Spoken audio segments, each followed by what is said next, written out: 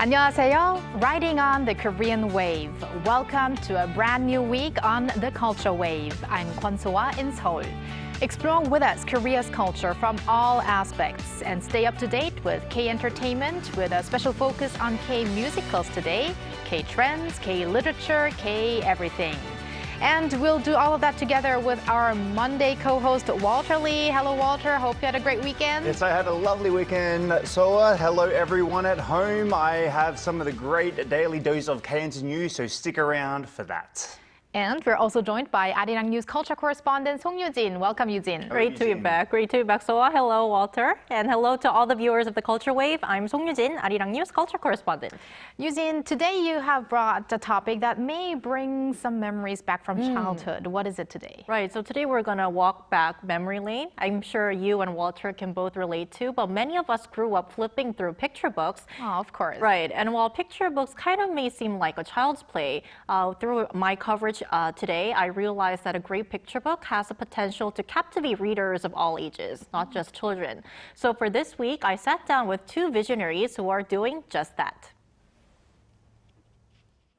If you want to eat a red apple, what would you do? This simple question led to Korea's first top honor in the Opera Prima category at the Bologna Ragazzi Awards, one of the most prestigious international honors in picture books. Authors Jinju and Lee Ga-hee broke new ground with their book, If You Want to Eat a Red Apple. It was almost midnight and I was on a Zoom call about my next book. I saw the email and went, wait a minute. Then I just burst out cheering. It was unbelievable. I had heard of the award before, but didn't realize how big it was. My publisher called asking, aren't you happy? At first, I was just stunned. Jin, the writer, and Lee, the illustrator, proved to be a match made in heaven, right from their very first book together. The Opera Prima category recognizes the debut works of either the author or the illustrator. While this is Jin's third book, it's Lee's first. The two teamed up after Jin came across Lee's photos of her children on social media. Jigu and Jiho, the apples of her eye, became the main characters of the book. Their personalities matched the story so well that I wondered if she wrote it with them in mind. I didn't stage every shot, but after hearing the story a few times, they naturally played along. In the book, the two very different siblings share this goal: to taste the first apple from a tree planted by their grandfather. Jigu, the older brother, is observant, taking in everything and everyone around him. Jiho, on the other hand, charges straight ahead once he sets his goal. I once thought I should just live for me now. But through this book, I realized that caring for others is what makes me, my red apple. For those feeling lost, I hope they remind themselves they're doing just fine. For young readers, I hope they cherish their differences, grow together, and one day share their red apples. The duo also pushed boundaries with their creative process, from using photos instead of illustrations to typography. Film photography has a raw, painterly quality. To keep that analog feel, I cut out shapes by hand, layering them onto the photos to create a storybook-like world. With my design background, I wanted the text and images to blend seamlessly like a poster, so I created fonts as well. Now, in their brightest spotlight yet, the authors hope to share the light. I hope us winning this award gives strength and confidence to other emerging authors and illustrators on the same path. To readers, I humbly ask them to take a moment to notice these quieter voices shining like fireflies. Just as it takes two to tango, a picture book is a dance between words and images. Now working on their second book together, Jin and Lee are set to create another Apple Salute classic.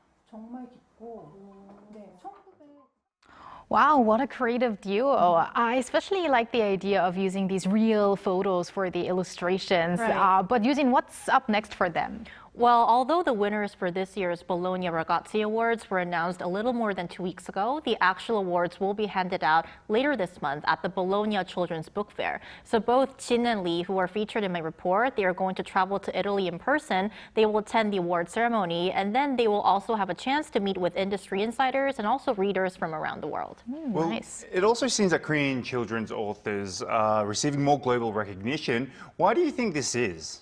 Well, first of all, it's not just Jin and Lee. Back in 2020, we had Baek Ki-na, who became the first Korean author to win the Astrid Lindgren Memorial Award. And in 2022, we had Lee Soo-ji, who became the first to win the Hans Christian Andersen Award.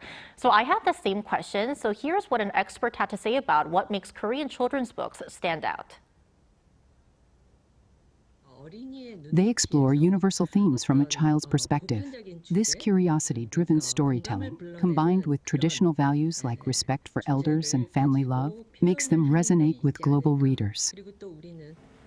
But unfortunately, picture book authors are struggling to sustain their careers as the demand is declining due to fewer children and higher production costs because picture books have to be in hardcover format.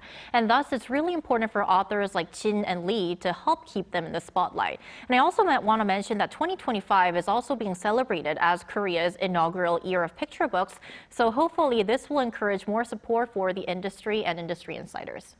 I think I better start drawing because picture books are my favorite because the ones that have too many words are just too big for me. So Maybe we can make up a great deal. I'll write for the book And you can draw. I can draw. I'm not a great. And you can edit. Oh, I'll edit. Okay. You'll be the editor, Yujin. Well, it's really great to see this recognition for these children's books because after having that recognition of Han Kang's novels, right. It's great to see this big variety of books, and let's hope to see more of these children's books make it throughout the world on the global stage. Fingers crossed. Well, thank you very much, Yujin, for that report today. Thank you.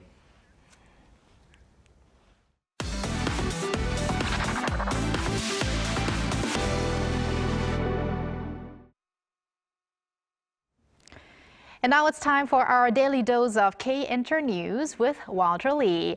And Walter, to start off, you have news regarding BTS and to be exact, J-Hope. Yes, exactly. So on Friday, 2 p.m., J-Hope released his digital single. Now it's called Sweet Dreams, featuring American singer-songwriter Miguel. Now, talking about his new single, J-Hope did say that as soon as I heard it, I knew this was a song I had to do. So he fell in love. I love it, actually. Following its immediate release, Sweet Dreams topped the iTunes Top Songs charts in 79 countries, including the United States, United Kingdom, Japan, as well as Australia and France.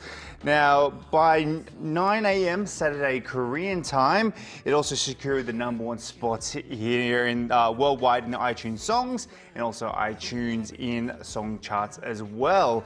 Now, also on Friday, to celebrate the release of J-Hope's new song, he held an offline fan event, Sweet Dreamland, and invited 613, quite a weird number when you think about it, but there is meaning behind it because that's actually the date that BTS debuted, which is 6/13 or June the 13th. So yes, he had a nice little offline session with 613 fans, and it was a great little celebration for his new single. And Walter, I saw you bopping your head to the song as soon as you listened to it. Yes, and great song. Yes, it is. So congratulations to J-Hope and his new single. And we have also news on another big name in the world of K-pop. Who are we talking about? We are talking about Taeyeon this time. So from Friday to Sunday, Girls' Generation's Taeyeon held her solo concert titled The Tents at the KSPO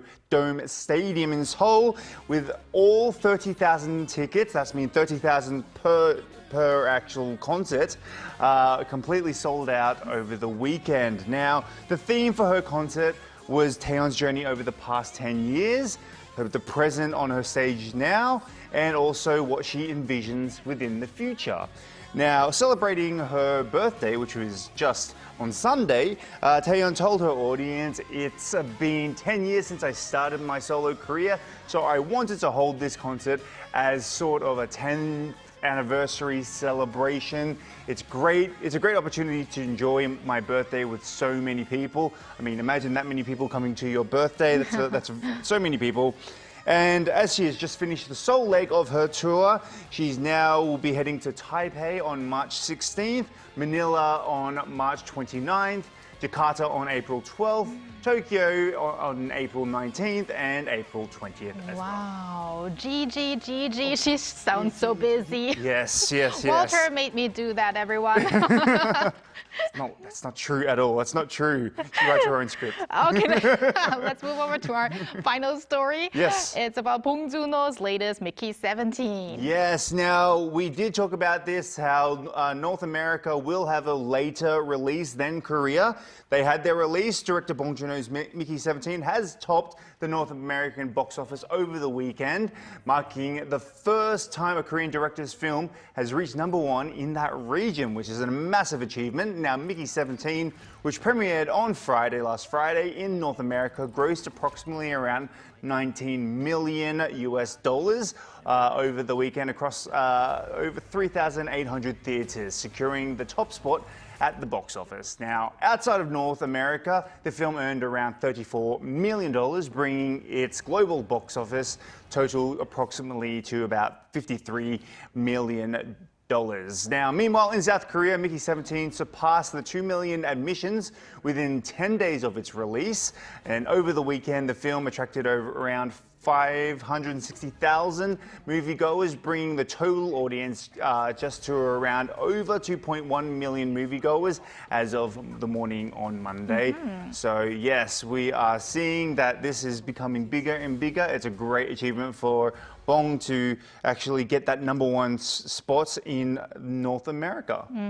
Correct me if I'm wrong, but I think it was slightly below 2.1 million, but soon we're probably going to surpass that number. And More than I'm likely, yes. also one of the people who contributed to that figure. Yes. And there are reports that say if we go at this pace, we'll sooner or later be at 3 million. But Yes. thank you very much, Walter, for those K-Intro news, and stick around. I will.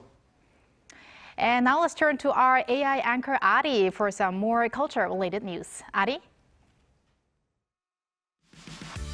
Hello and welcome to your AI guide to the latest cultural updates from Korea. Here's our top story. Legoland Korea in Chuncheon, the country's only global theme park, will host Asia's first ever Lego festival this May. The event is part of a worldwide Lego festival set to take place simultaneously at 7 of the 10 Legoland locations, the first global event of its kind. The festival is designed to promote World Play Day, established by the UN last year to recognize play as a fundamental right for all children.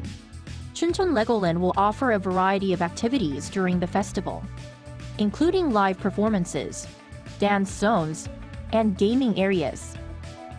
Seoul's Junggu District has launched a trial run of the Junggu Tour Pass, the first of its kind introduced by a Seoul district.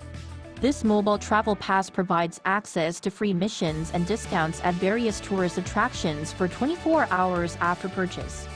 It can also be used at cafes, restaurants, and souvenir shops, allowing visitors to explore the district with a single ticket at cheaper prices. During the trial period that runs through April 27th, the pass is available at a discount of up to 30%.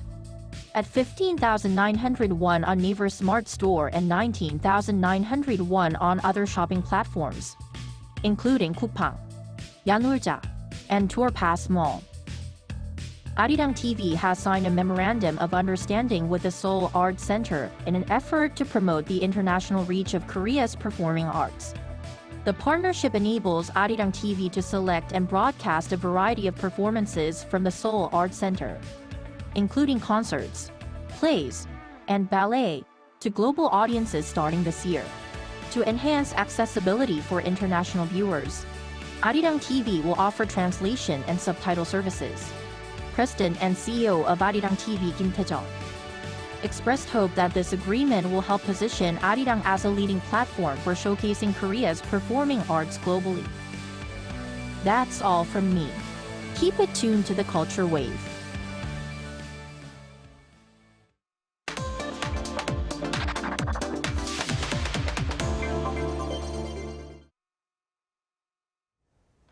The K-romance musical Maybe Happy Ending has been getting a lot of love on Broadway since its debut in November last year. Today, we want to analyze the popularity of this genre within Korea and abroad with culture critic Professor Ji Hae-won at Kyunghee University. Welcome, Professor Ji. Hello. Hello.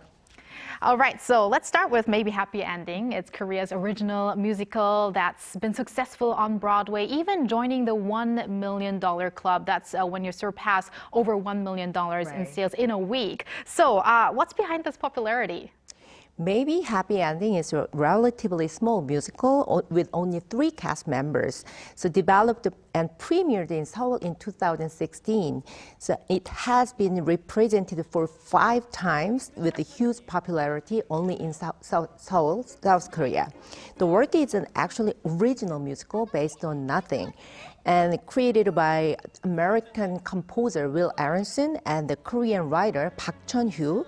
And as you said, the story itself adds a very, very beautiful and universal.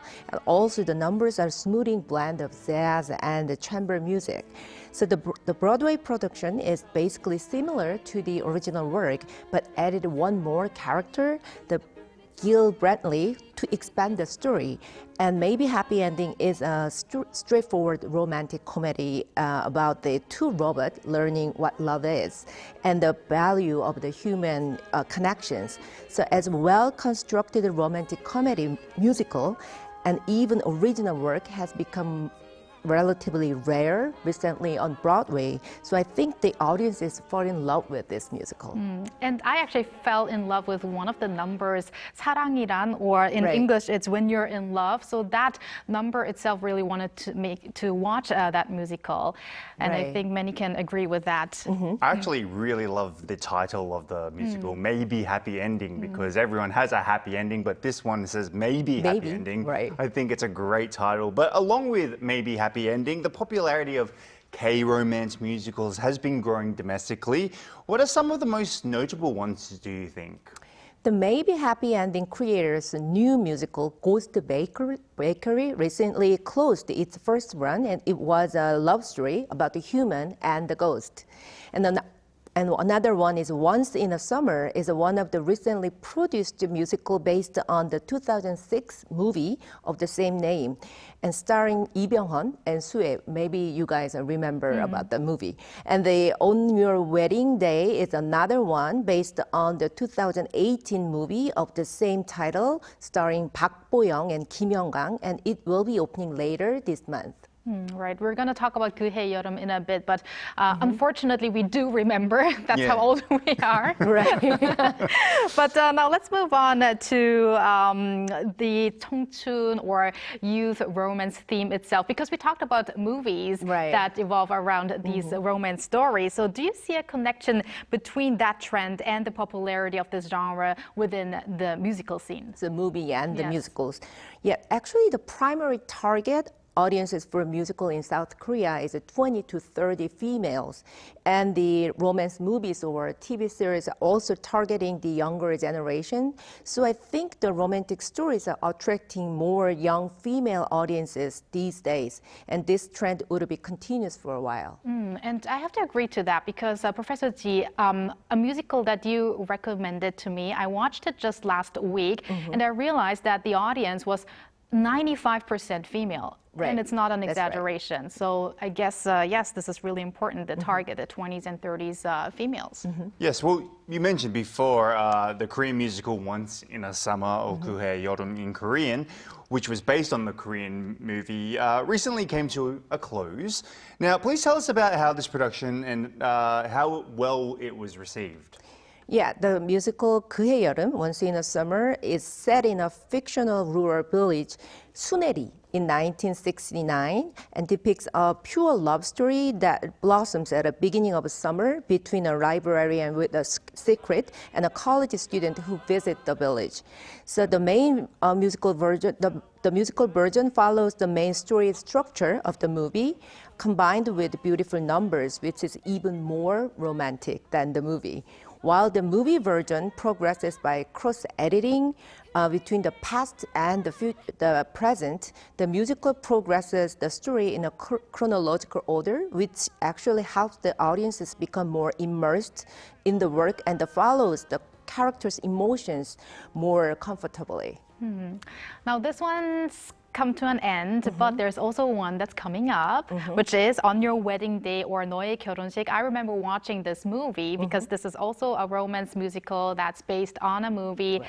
So this will start running on March 20th, but already the ticket sales have shot up so high, ranking first. So what are expectations of this one? Actually, the On Your Wedding, the movie is kind of famous as both in Korea and other countries. So the On Your Wedding contains the story of Seung-hee, who believes in fate, and Woo-yeon, who falls in love with her in the first place. So the eventful first love journeys tells a lot of stories to the audiences. So according to the production company, the musical version retained the fun and the emotion of the original work, and while enriching the story and the characters to delightfully deliver the memories of the first love.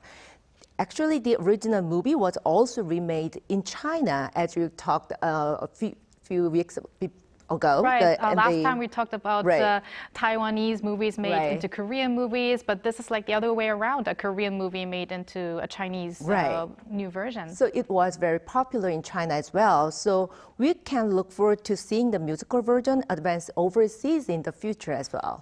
Let's hope so. Yeah, well, that's very interesting. But how big of a focus has there been on the genre of romance in the Korean musical industry? Obviously, it's a very romance in K-dramas is huge. I mean, but when it comes to musicals, and what are the themes of features that often appear in a K-romance musical? Especially for the smaller musicals in Daehangno, the romance is one of the steady selling genres because it could be created with relatively smaller cast members. So however, in the genre of romance, there are various materials and the themes, for instance, romantic comedy or tragic romance, or the historical romance, or even impossible romance. So one of the long-running romance musical in Daehangno is Finding Mr. Destiny, Kim Jong-wook 찾기, which is premiered in 2006 and still running. So it is a long-running musical. So actually, the production of many romantic musical dates back to about 15 to 20 years ago, and I think the trend seems to be coming back recently. So many Korean musicals are based on the historic facts and our characters, and even romantic musicals are as well, and are based on the real love stories. For instance, La Hest, which is playing in Daehangno, which is opening in first run later this month, delivers a true love story of a Korean female essayist and painter Kim Hyang-an, whose first husband was poet Lee Sang, and her second husband was painter Kim Hwan-gi. And another example would be Natasha, the Right Donkey, and Me, which is a true love story of a Korean poet Baek-seok. Now, Professor Ji, what makes these musicals special in terms of having that combination of K-romance features, but also Western romance musical features? The Korean romance genre contains the sentiments of Han or Jong, so that stems from the Korean historical and social context, especially in the romance stories with the historical backgrounds. So I think while Western romance stories focus on more individual love, the Korean romances rather expand on social and the cultural messages from the larger perspective. I see. So Han would be, if we would translate it in English, it would be that kind of sadness. And with Jong, it's kind of that connection that you have between friends and families. It's a very difficult term to explain to Western people, but it definitely is shown in many Korean contents. Now, last but not least, what is needed to keep the popularity of K-romance musicals alive, or what's expected to be the next trend? As we can learn from the case of Maybe Happy Ending, if Korean romantic musicals wants to appeal to global audiences, I think delivering love stories that can be understood universally without understanding the historical or social backgrounds is important. So I believe it is necessary to create the K-romance musicals that reflects Korean characteristics while also appealing to the wider audience. Well, love is something universal, Right. so I guess we will, in the future, see more of these musicals, K-musicals, romance musicals, and I hope they make it big on the international stage as well. And thank you very much, Professor Ji, for today, for your insights, and see you next time. Thank you very much. And thank you, Walter. As always, we are going to see you back here tomorrow. See you tomorrow. Thank you for spending the past half an hour with us on the Culture Wave. Please join us again tomorrow on Tuesday at 2 p.m. Korea time and maybe one day here in Korea.